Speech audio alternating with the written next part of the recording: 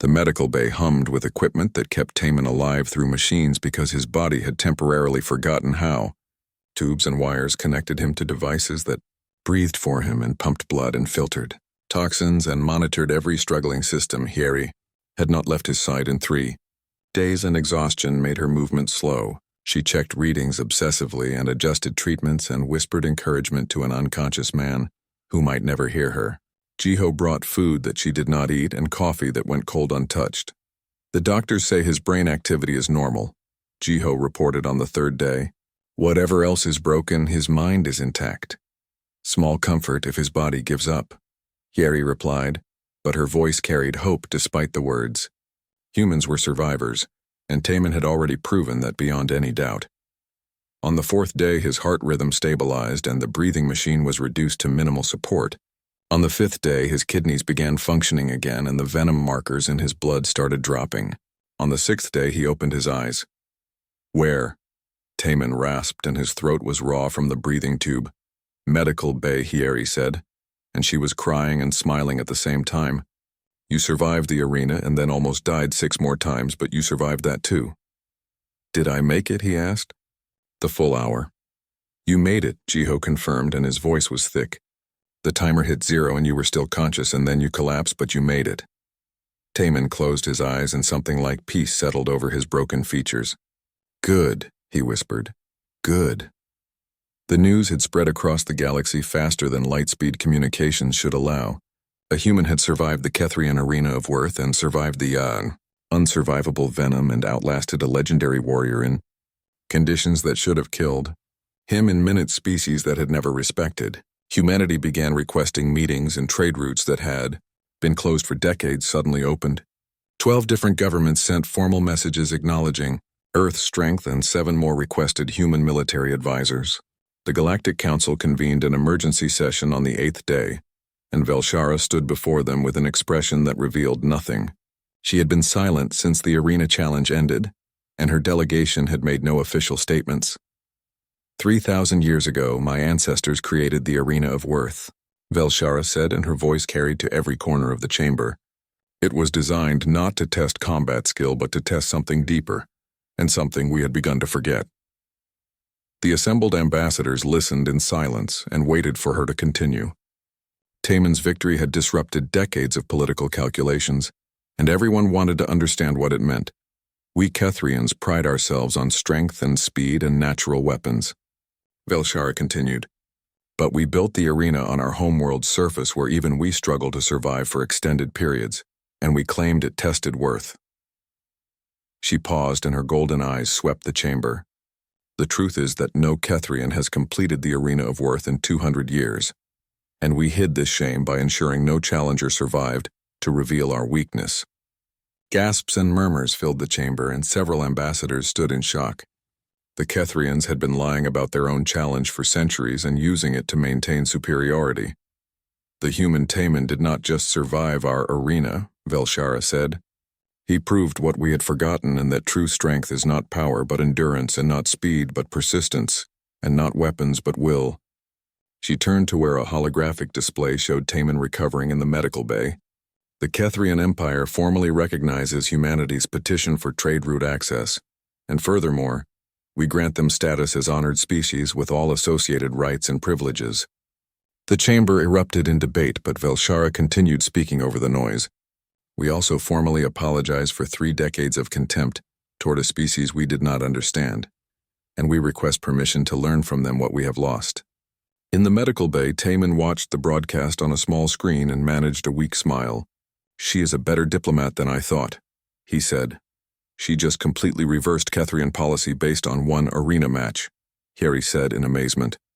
The political implications are staggering. She saw truth and adapted to it, Taman replied. That takes courage, especially when the truth makes you look foolish.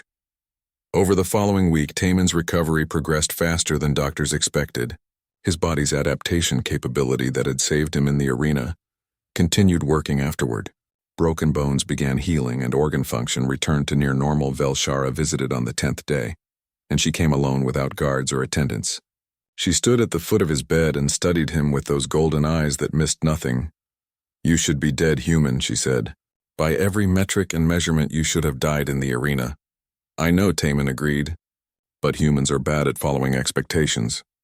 You showed mercy to Karvesh when you could have claimed total victory. Velshara continued. Why? Taman thought about it, and the answer came from the same place as his decision to accept the challenge. Because he fought with honor and deserved respect, and because victory without honor is just cruelty. Velshara was quiet for a long moment. My people have forgotten much in our pursuit of strength, she finally said. We believe power made us superior, but you proved that endurance is its own kind of power. Different species have different strengths, Taman replied. Kethrians are powerful and fast and have natural weapons, and humans are stubborn and adaptable, and refuse to quit, and neither is better than the other, just different.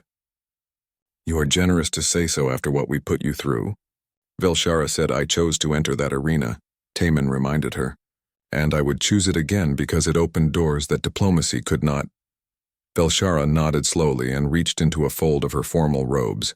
She pulled out a small crystalline object that glowed with inner light. This is a Kethrian honor marker, she said. Only 17 exist, and they are given to warriors who demonstrate exceptional courage. She placed it on the bedside table. You are the first non-Kethrian to receive one, and I personally believe you earned it more than most who carry them. Thank you, Taman said, and meant it deeply. This means more than trade routes or political victories. I know, Velshara replied. That is why I gave it to you. She turned to leave, but paused at the door. Karvesh wishes to meet you when you are recovered, she said. He says he has never respected an opponent more. I would like that, Taman said. He pushed me further than I knew I could go. After she left, Yeri picked up the honor marker and examined it. Do you know what this represents politically, she asked. A Kethrian honor marker given to a human will shift power dynamics across 3 sectors. I just know it represents respect, Taman said. And respect is what we came here to earn. 2 weeks after the arena, Taman was cleared for limited movement, and Jiho helped him to the observation deck. Earth hung in the viewing window in blue and green and white and beautiful in its fragility. Messages from home have not stopped, Jiho reported. Earth wants you back for ceremonies and speeches and probably a parade. I hate parades, Taman said, but he was smiling. You are a hero now, Jiho continued. The man who proved humanity deserves respect. I am just someone who was too stubborn to die, Taman corrected. Any human could have done the same. But you were the one who did, Yeri said, and she had joined them at the window.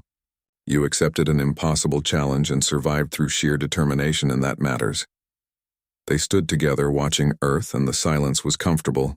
Somewhere below, a planet full of humans was celebrating, and somewhere above, 12 species were opening their territories, and somewhere in the Kethrian Empire a warrior named Karvesh was training.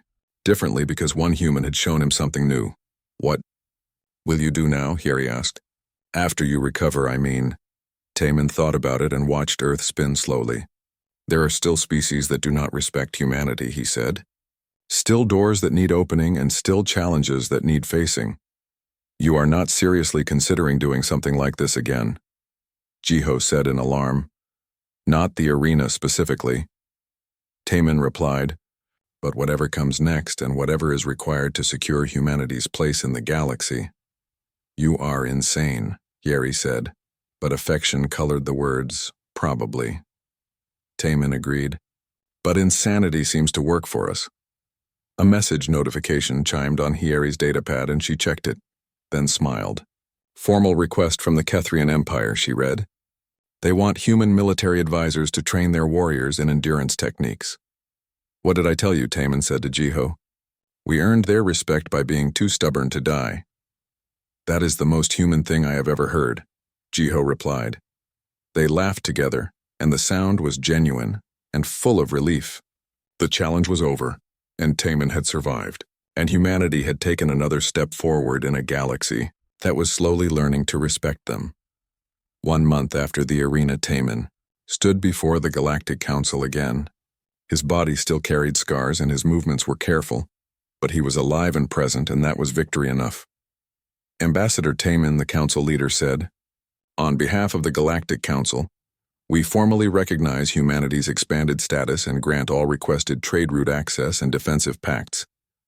The salvage station called Breakwater's End floated in the darkness between stars where nobody asked too many questions. and everyone had something to hide, and Day One liked it that way because nobody cared that he was human or that he'd been drifting through the rim territories for longer than most species kept records, and the work was simple enough. Cut apart dead ships and sell the pieces and try not to think about the past that refused to stay buried. But today that past came, knocking, and it came in the form of a ship he thought he'd never see again. And when Captain Velthar called the crew together in the common room of their salvage vessel, Copper Wing, Day One knew something was different, because the insectoid captain's compound eyes were gleaming with either excitement or desperation, and with Velthar those two things often looked the same, and the captain's forearms gestured wildly as he chittered about their new opportunity and how they'd won the salvage lottery for a derelict that 3 other crews had abandoned, and Day One wasn't paying much attention until Velthar pulled up the holographic display and showed them the ship designation VK7749, and suddenly the air in the room felt too thin, and his hands gripped the edge of the table hard enough that his knuckles went white, and the other crew members were groaning, because everyone knew about the Eternal Forge and how it was supposed to be the biggest score in the sector, but nobody could get inside because the hull wouldn't yield to cutting tools, and the access codes were lost 600 years ago, when humanity fought its first war against the stars and lost more than it won, and Velthar was explaining how they'd have one chance to make this work because the salvage rights were expensive and the Copper Wing was already deep in debt, and if they couldn't crack the ship open, they'd lose everything, and maybe end up working in the mining pits on Korath 7, where crews went to die slowly, and that's when Day One heard himself speak, and his own voice surprised him because he'd been quiet for so long that some of the crew forgot he could talk, and he said he could get them inside, and the room went silent, except for the hum of the station's recyclers, and Velthar's compound eyes focused on him with that predatory intensity that made most humans nervous. But Day One had stopped being nervous about things like that centuries ago, and the captain asked him to repeat what he'd said. And Day One stood up and pointed at the holographic ship rotating slowly in the air between them and said he knew that ship and he could get them inside, and one of the other crew members laughed and said that was impossible because the ship was 600 years old and Day One looked maybe 35 at most. And how could he possibly know anything about ancient human military vessels? And Day One just looked at Velthar and said he used to serve on architect class vessels, and he knew the emergency access protocols, and the silence that followed was different this time, because it wasn't disbelief anymore. It was calculation. And Velthar was many things, but stupid wasn't one of them. And the captain asked how that was possible, and Day One said it was a long story, and Velthar said they had time. And so Day One told them about the longevity treatments that the Terran Navy gave to special operations crews during the first contact wars, and how those treatments were supposed to let soldiers serve for centuries if the war lasted that long, and how the war didn't last but the treatments didn't wear off either, and he'd been alive for 637 years watching the galaxy move on without him and working whatever jobs would take a human who was too old to die and too tired to care. And the crew stared at him like he'd just grown a second head. And Hannah, who was the only other human on the crew and who'd worked with him on maybe a dozen jobs, looked like someone had just explained that gravity was optional. And she asked if he was serious, and Day One met her eyes and nodded, and said he wished he wasn't. And Velthar was quiet for a long moment, and his mandibles clicked together. In that way, that meant he was thinking hard. And finally he asked if Day One had served on the Eternal Forge specifically. And Day One's silence was answer enough, and the captain's eyes gleamed brighter, and he said they'd leave for the derelict in 6 hours and everyone should prepare their equipment. And as the crew filed out talking in excited whispers about the possibilities, Hannah stayed behind and waited until it was just the two of them, and she asked him why he'd never said anything about his past, and Day One looked at her and said, because the past was supposed to stay dead and buried like the people he'd served with. And she asked if he was okay, and he said he didn't know, but he knew he couldn't let anyone else try to crack open that ship because it deserved better than to be carved up by people who didn't understand what it meant or what it had cost. And Hannah touched his arm gently and said she'd be there with him. And he nodded, because he didn't trust his voice. Right then. And 6 hours later they were strapped into their suits and boarding the shuttle that would take them across the void to where the Eternal Forge waited in the darkness. And as they approached, Day One saw it through the viewport, and His breath caught because it looked exactly like he remembered, except older, and scarred by 6 centuries of micrometeorite impacts, but still intact and still deadly even in death. And Velthar was going over the plan, but Daewon wasn't listening, because he was counting the blast marks on the hull and remembering which battles had put them there. And the shuttle docked with a soft clang, and they gathered at the airlock. And Velthar had brought 2 of his Vryn security officers named Kezik and Thess, and they had cutting equipment and plasma torches and all the standard gear for breaching a sealed vessel. And when they cycled the airlock and stood in the vacuum looking at the massive hull of the Eternal Forge stretching away in all directions, Velthar gave the order to begin cutting.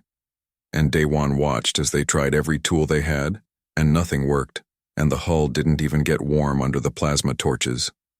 And after an hour, Velthar was clicking his mandibles in frustration, and the other crew members were suggesting they give up. And that's when Daewon asked them to step back, and he approached the hull with just his suit scanner and an old toolkit that he'd carried for longer than most civilizations kept records. And the kit had Terran military markings that were so faded they were almost invisible. And Hana asked what he was doing, and he said he was going to knock, and she looked confused, and he explained that old Terran Navy ships had emergency access, protocols for when electronics failed, and the hull had piezoelectric sensors that could detect specific mechanical patterns, and he placed his gloved hand against the cold metal and began tapping, and it was 3 short taps, then 2 long, then 4 short, and then a pause, and then he repeated it with a variation that only someone who'd memorized the code 600 years ago would know. And for a moment, nothing happened, and Velthar made a sound that might have been a laugh or a sigh, and then a seam appeared in the hull where there hadn't been a seam before, and sections that looked welded shut began to separate with a hiss of escaping atmosphere, and emergency lights flickered to life deep inside the corridor beyond, and the crew stood in shocked silence, and Daewon looked at the open doorway and muttered that it was lucky he remembered the codes, and then he stepped through into the past. The corridor smelled like recycled air that had been sitting still for 6 centuries, and the emergency lights cast everything in a dim red glow that made shadows dance on the walls, and Daewon's boots hit the deck plates with a sound that echoed, too loud in the silence, and behind him he could hear the others following cautiously. And Velthar was scanning everything with his suit sensors and muttering about how the life support had activated automatically when they breached the hull, and that shouldn't be possible after so long without maintenance. But Daewon knew these ships were built to last because they had to be, and the Terran Navy didn't cut corners when it came to keeping crews alive in the void, and Hana was running her gloved hand along the wall where ancient warnings were stenciled in English and Korean, and she asked what they said, and Daewon translated without thinking, and said they were directions to emergency stations and weapons lockers and the medical. Bay and Velthar asked how he knew the layout so well, and Daewon said muscle memory was a strange thing. And your feet remembered paths, your mind tried to forget, and they moved deeper into the ship, and every turn Daewon took without hesitation, and every door that opened before he touched it, because the ship's sensors were waking up and recognizing movement patterns, and Hana noticed it first, and asked if the ship was responding to him specifically, and Daewon said maybe, or maybe it was just responding to any crew movement after all this time. But he didn't believe that, and neither did she. And they reached a junction where 3 corridors met, and there was a tactical map on the wall behind cracked glass. And Daewon stopped, and stared at it because someone had marked it with a red pen, and the handwriting was familiar, and it said, "Engineering crew added support beam after Proxima." And his hand trembled as he touched the glass, and Velthar asked what Proxima was, and Daewon said it was a battle and a bad one, and they'd lost 40% of the crew and crippled 2 enemy dreadnoughts, and the support beam had kept the ship together long enough to limp back to port.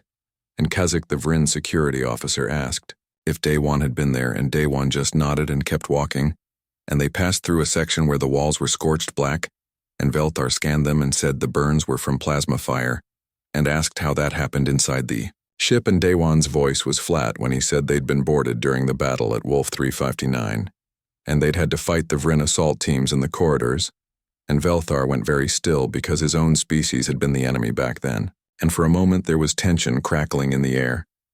But then Velthar said that was a long time ago, and different people. And Daewon agreed, and said the war ended for good reasons, and they kept moving. But everyone was quieter now, and more thoughtful. and they reached the main corridor that led to the bridge and command section.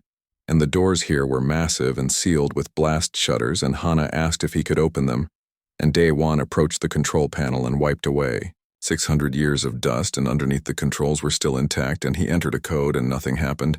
And he tried another code, and the system beeped negative, and Velthar said maybe they'd need to cut through after all, but Daewon held up his hand and closed his eyes and tried to remember, and he could see Captain Jamin standing at this very panel, showing him the emergency override, and she'd said that if anything happened to her, the crew needed to be able to access the bridge, and the code was something personal, something she'd remember under stress, and he entered a date, and the system beeped, and the blast shutters began to retract with a grinding sound that spoke of long disuse, and the doors opened, and they stepped onto the bridge, and it was like walking into a tomb, and everything was exactly as it had been 6 centuries ago.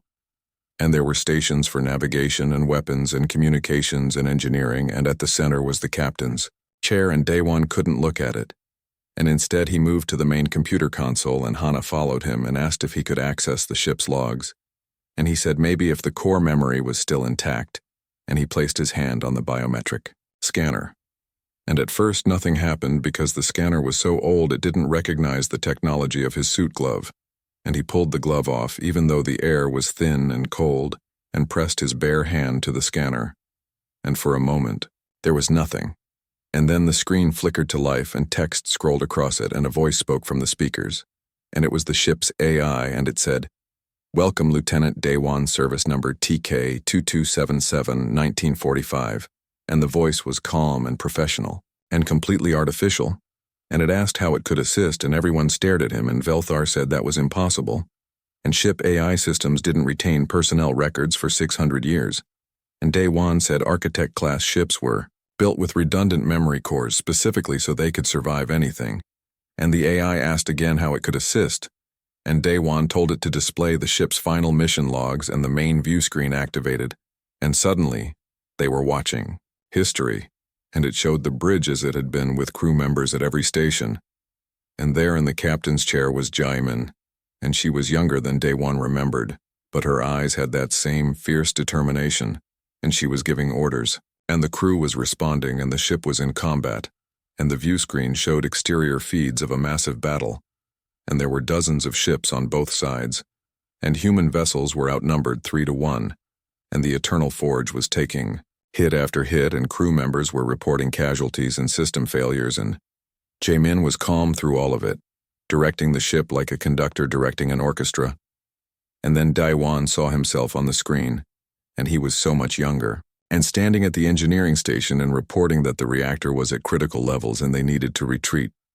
And Jamin said negative, they had one shot at the Vryn War station, and they were taking it, and the ship lurched, and someone reported that weapons were locked on target, and Jamin gave the order to fire everything, and the screen went white, and when it cleared, the war station was breaking apart, and debris was spreading in all directions, and the crew was cheering, but Jamin wasn't, because she was reading damage reports, and she said they needed to abandon ship, and Daewon's younger self was arguing and saying they could keep her flying, and Jamin looked directly at him, and her voice was gentle but firm, and she said this wasn't a debate, and she was giving him a direct order to get to the escape pods and tell everyone what they'd accomplished here, and make sure it meant something.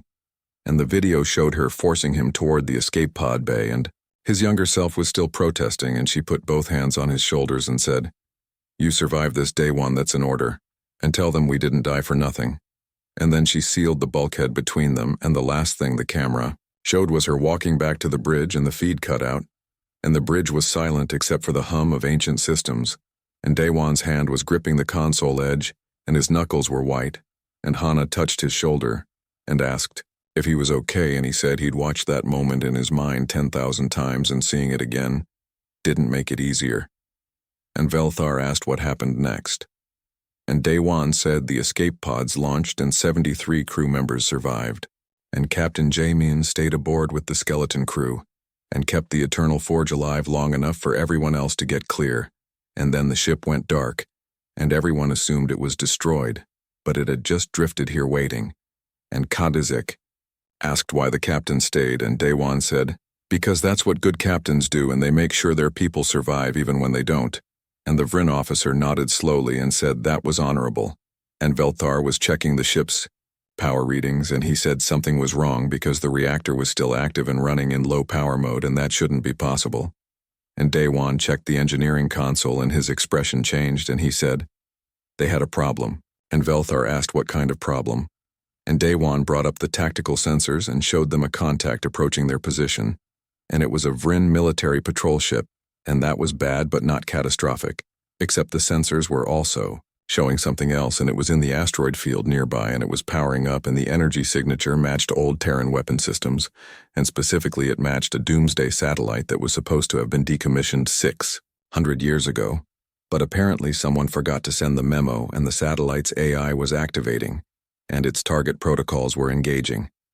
And Hana asked what it was targeting, and Daewon said the nearest inhabited worlds, and if it launched, its payload billions would die. And Velthar immediately said they needed to evacuate and get away from here, and let someone else deal with it. But Daewon was already moving to the helm station and sitting down, and his hands moved across controls. He hadn't touched in 6 centuries, and he said nobody else could deal with it, because nobody else knew these systems, and nobody else could bring the Eternal Forge back online fast enough to stop it. And Velthar said that was insane, and the ship was dead and had been dead for 600 years, and Daewon looked at him and said it wasn't dead, just sleeping, and lucky for everyone he remembered how to wake it up. Daewon's hands flew across the helm controls, and 600 years of trying to forget dissolved like morning frost, and muscle memory took over, and he was calling out orders like he'd never stopped being a lieutenant on a warship. And Hana stood, frozen for a moment before moving to the engineering station and asking what she could do. And Daewon told her to start routing power from the reactor to critical systems and prioritize shields and weapons and the main engines. And she stared at the ancient console with its mixture of touchscreens and physical switches and said she didn't know how any of this worked, and Daewon said she was smart and would figure it out, and besides, the ship's AI would help if she asked nicely, and Velthar was still standing in the middle of the bridge with his 4 arms hanging uselessly, and he said this was madness, and they should evacuate to the Copper Wing. And Daewon said the Copper Wing couldn't stop a weapons satellite that was designed to crack planets, and Velthar said neither could a 600-year-old derelict, and Daewon finally looked at him, and his eyes were hard and cold, and he said the Eternal Forge had stopped 3 Vryn war stations and crippled a dozen dreadnoughts and limped home from battles that should have killed everyone aboard, and she could stop 1 more weapons platform if they gave her the chance. And something in his voice made Velthar's mandibles stop clicking, and the captain looked around at the bridge and the ancient systems coming to life, and he made a decision and ordered Kasich and Thess to help however they could. And then he moved to the communications station and said if they were doing this insane thing, they should at least warn the incoming Vryn patrol ship about what was happening. And Daewon agreed and said they'd need help anyway, because the weapons satellite had defensive systems, and taking it down would require coordination. And Hana got the engineering console working, and the ship's AI asked her what systems she wanted to prioritize, and she started listing them, and power began flowing through conduits that hadn't carried current in centuries, and the bridge lights flickered and then came on properly, and the hum of the ship changed from the quiet of death to the murmur of life. And Velthar managed to get communications working and contacted the Vryn patrol ship and explained the situation. And at first the Vryn commander thought it was a joke because who brings a 600-year-old human warship back online? But then his sensors confirmed the weapon's satellite powering up, and his tone changed completely, and he identified himself as Captain Sylvex and asked what they needed. And Velthar looked at Daewon, who said they needed time and covering fire, and for the patrol ship to trust that humans knew how to fight, even when they were using ancient equipment. And Sylvex said his grandfather had fought humans during the contact wars and told him stories about Terran stubbornness and refusal to quit. And he'd thought they were exaggerations, but apparently not, and he'd provide whatever support they needed, and the main view screen showed the weapons satellite now, and it was a dark sphere bristling with missile tubes and point defense weapons and sensor arrays, and its surface was pocked with micrometeorite impacts. But the weapon systems looked functional, and its AI had been sitting dormant, waiting for a trigger, and something had triggered it. And Daewon suspected it was their presence on the Eternal Forge, because the satellite's protocols would recognize a Terran military ship and might have interpreted their activation as the start of hostilities, and old AI systems weren't known for their nuanced thinking.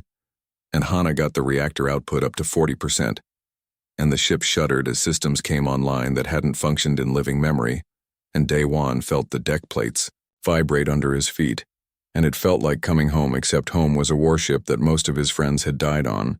And Kuzik asked if the weapon systems were functional, and Daewon checked and said the conventional weapons were depleted, and the railguns had no ammunition, and the missile tubes were empty. But the ship had been a testbed for experimental systems during the war, and one of those systems was still intact. And Velthar asked what kind of experimental system, and Daewon said it was an electromagnetic pulse cannon that could theoretically disable electronic systems at range. But it had never been fired, because the power requirements were too high, and the safety margins were too narrow, and they'd risk destroying their own ship if they used it. And Hana said that sounded perfect for their current situation because they were probably going to die anyway, and might as well go out doing something useful. And Daewon almost smiled, because she reminded him of Captain Jamin and the way she'd face impossible situations with dark humor and determination. And the weapons satellite launched its first targeting probe, and ScHFY's patrol ship destroyed it with precision weapons fire. But more probes were launching, and the satellite's point defense grid was activating, and the countdown to missile launch had started. And they had maybe 15 minutes before planet-killer weapons started flying toward inhabited worlds. And Daewon brought up the tactical plot and started calculating firing solutions, and the satellite was deep in the asteroid field using the rocks as cover, and any approach would be dangerous, and the Eternal Forge hadn't moved under power in 6 centuries, and there was no guarantee the engines would even fire properly. And Velthar pointed this out, and Daewon said he knew, but they didn't have a choice. And Hana said the reactor was up to 60% and she could push it higher, but the safety systems were screaming warnings, and Daewon told her to override the safeties because they needed everything the ship could give. And she hesitated, and he said Captain Jamin had disabled the safeties during their final battle and pushed the reactor to 130% output, and if the ship survived that it could survive this. And Hana nodded and started overriding protocols, and the ship's AI protested and warned about catastrophic failure risks.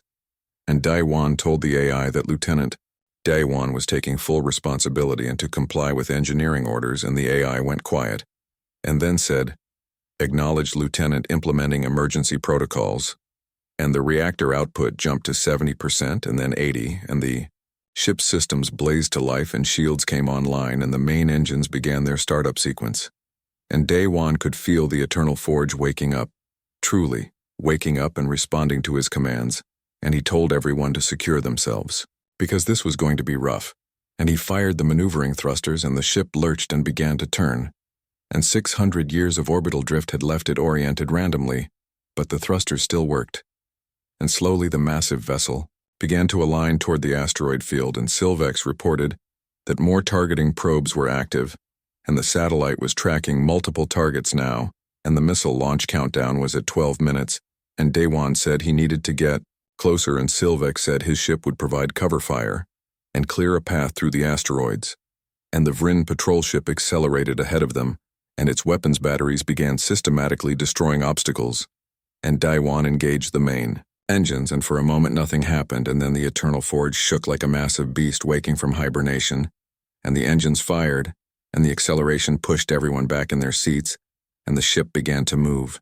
And Hana was laughing, or maybe crying, and saying she couldn't believe this was actually working, and Velthar was gripping his console, and his compound eyes were wide, and Kuzik and Thess were chittering prayers in their native language, and Daewon was focused on the helm because the ship was responding but sluggishly, and 6 centuries of inactivity had left the maneuvering system stiff and unresponsive, and he had to anticipate every turn and correction, and they were accelerating into an asteroid field in a ship that hadn't flown in longer than most civilizations had existed, and the smart thing would be to abort, but nobody suggested it, and the weapons satellite detected their approach, and its point defense systems opened fire, and streams of projectiles tore through space toward them, and ScHFY's patrol ship intercepted some of them, but others got through and impacted the Eternal Forge's shields, and alarms blared, and Hana reported that shields were holding at 70%, but every hit drained Power in the reactor was already running hot, and Day One said they needed to end this quickly, and he pushed the engines harder, and the ship accelerated and asteroids flashed past on the view screen close enough that he could see individual craters on their surfaces, and the satellite's defensive fire intensified and the patrol ship was taking hits now, and ScHFY reported armor damage but said he could still maneuver, and Day One checked their approach vector, and they were almost in range, and the missile launch countdown was at 8 minutes, and he told Hana to charge the experimental weapon and route all available power to it, and she said that would drop shields to minimum, and if they took a direct hit, they were done.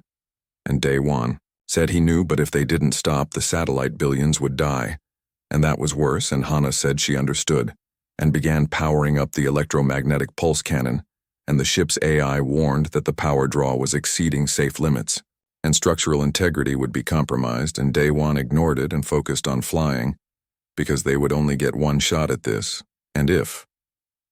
The beam of electromagnetic energy lanced across space like a spear thrown by an angry god, and it struck the weapon's satellite dead center, and for a heartbeat, nothing happened, and Day One thought they'd missed, or the weapon had failed, or the satellite's shielding was too strong, and then every light on the satellite went dark and its defensive weapons stopped firing, and the missile tubes that had been opening slammed shut, and the targeting probes went dead, and the launch countdown stopped at 47 seconds, and the satellite became just another piece of dead metal floating in the void, and the bridge crew was silent for a moment, and then Hana started laughing, and Velthar made a sound like chittering relief, and Kazik and Thess were patting each other's carapaces with their secondary arms, and ScHFY's voice came over communications, saying that was the most impressive thing he'd ever seen, and his grandfather would have been honored to witness it, and Day One allowed himself one moment of satisfaction before the alarms started blaring, and they were bad alarms, the kind that meant catastrophic system failures,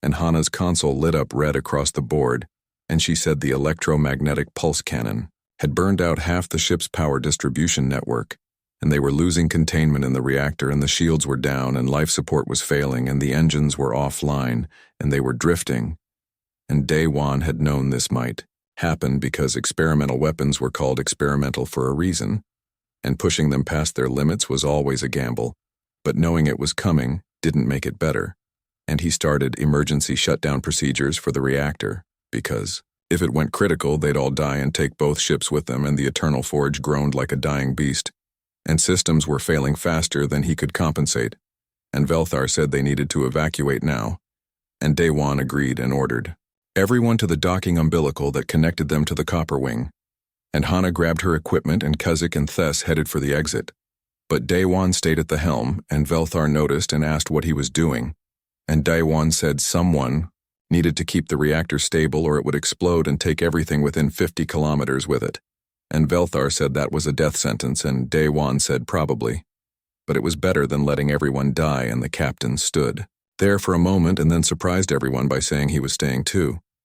And Day One started to protest, but Velthar cut him off and said, Vryn had a saying about how 4 hands work faster than 2. And if they were stabilizing a reactor, they needed all the help they could get. And Hana turned around and came back and said she wasn't leaving either. And Day One told her to go, and she said no, and she reminded him that he'd taught her old Terran engineers never abandoned their ship while anyone was still aboard, and that included him, and he almost smiled because she was stubborn like Jamin had been, and ScHFY's voice came over communications and said his ship was extending an emergency power umbilical, and they'd give them 10 minutes to stabilize the reactor. But that was all because his ship couldn't sustain the power drain longer than that, and Day One said 10 minutes would have to be enough, and the 3 of them worked frantically at different consoles, and the ship was dying around them, and bulkheads were sealing automatically trying to contain the damage, and the temperature was rising because cooling systems were offline, and Day One's hands flew across the engineering controls trying to route power away from damaged systems and redirect it to critical ones, and Hana was managing the reactor directly and calling out containment field strength and fuel rod temperatures, and Velthar was handling damage control and sealing breaches and rerouting life support, and they worked in silence except for the necessary communications, and the minutes ticked down, and the reactor was fighting them every step of the way because it wanted to fail and take everything with it, but they wouldn't let it. And Daewon thought about all the times the Eternal Forge had brought its crew home against impossible odds, and how it deserved better than to die in an explosion that killed the people trying to save it, and with 2 minutes left on Sylvex's countdown. They got the reactor into a stable emergency shutdown mode, and the power levels dropped, and the temperature started falling, and the alarms slowly quieted. And Hana slumped over her console and said they'd done it, and Velthar said they should leave immediately before something else failed, and Daewon checked the systems one last time and nodded, and they headed for the docking umbilical. But as they passed through the ship, Daewon stopped at the bridge entrance and looked back, and the view screen was dark now, and the stations were empty, and holographic images flickered in the failing power, showing crew members from 600 years ago, frozen in their final moments. And there was Captain Jaemin at her station, and Daewon stood at attention and saluted her ghost and said, "Mission complete, Captain." And then he turned and followed the others because the ship was dying and there was nothing more he could do, and they reached the umbilical and crossed into the copper wing, and as soon as they were through, Sylvex disconnected his power feed, and the Eternal Forge went completely dark behind them, and it hung there in space like a monument to everyone who'd served on it and died for it. And Velthar ordered the copper wing to pull away slowly, and they drifted clear and watched as the ancient warship became just another derelict. But this time it was truly dead, and Daewon felt something break inside him, because he'd known it was coming. But seeing it was different, and Hana took his hand and squeezed it and didn't say anything because there was nothing to say. And days later, Daewon woke up in a medical bay, and his body hurt in ways he hadn't felt in centuries, because the longevity treatments could only do so much, and he'd pushed himself far beyond what any human should endure, and the doctor said he was lucky to be alive, and he wasn't sure. Lucky was the right word, but he accepted it, and Hana visited him every day and told him about what had happened after he'd collapsed, and how the galactic authorities had arrived and classified everything, and how the weapons satellite had been dismantled, and how the Eternal Forge was going to be towed to Earth orbit and turned into a museum and memorial, and Daewon listened and nodded and tried to process it all, and Velthar came to see him, and the Vryn captain brought news that the salvage rights for the Eternal Forge had been bought by the Terran government for an amount that cleared all of the Copper Wing's debts and left them with enough credits to retire comfortably if they wanted. And Velthar said it was the least they could do, and Daewon said he was glad something good came out of it. And then Captain Sylvex visited, and the Vryn officer stood at attention beside the bed and said his government wanted to formally thank Daewon for preventing a catastrophe, and that they were awarding him the Star of Unity, which was the highest civilian honor in the galactic community, and Daewon said he didn't do it for honors, and Sylvex said he knew. But the galaxy needed to know what happened and who saved them. And Daewon finally agreed, because maybe it was time to stop hiding and let people know what the old crews had sacrificed, and weeks later, he stood on a ceremonial platform near a space station with the Eternal Forge visible in the distance being towed slowly toward Earth, and there were representatives from dozens of species present and media recording everything, and when they called his name, he walked forward and accepted the Star of Unity medal, and when they asked him to speak, he looked out at the assembled crowd and told them about Captain Jaemin and the crew of the Eternal Forge, and how they'd fought not for conquest but for survival, and how they'd sacrificed everything so that humans and Vryn and all the other species could have a future together, and how the ship behind him represented the best of what humanity could be when tested, and how he hoped everyone remembered that. And several Vryn officers in the audience stood at attention and saluted, and soon others joined them. And it became a moment of reconciliation, 600 years in the making, and after the ceremony, Hana found him at an observation window looking at the Eternal Forge and asked what he'd do now, and he said he'd been thinking about that, and he wanted to start an academy to teach people about the contact wars and make sure the lessons weren't forgotten and make sure ships like the Eternal Forge were honored properly. And Hana grinned and said she wanted to help, and he said he was hoping she would. And Velthar approached with news that his government wanted to sponsor a joint human-Vryn engineering project building new exploration ships, and they wanted Daewon as a consultant, and he asked if it would be exploration, not war, and Velthar confirmed it would be exploration. And Daewon said Captain Jaemin fought so they could have a future worth building, and they should build one worthy of her sacrifice. And as they stood there watching the eternal forge drift past the window, Daewon saw something impossible, and it was a holographic image of Captain Jaemin, standing on the bridge visible through a viewport, and she was saluting, and he saluted back, and then she was gone. And the ship was just a ship again. And Daewon whispered, "We didn't die for nothing, Captain." And for the first time in 600 years he believed it.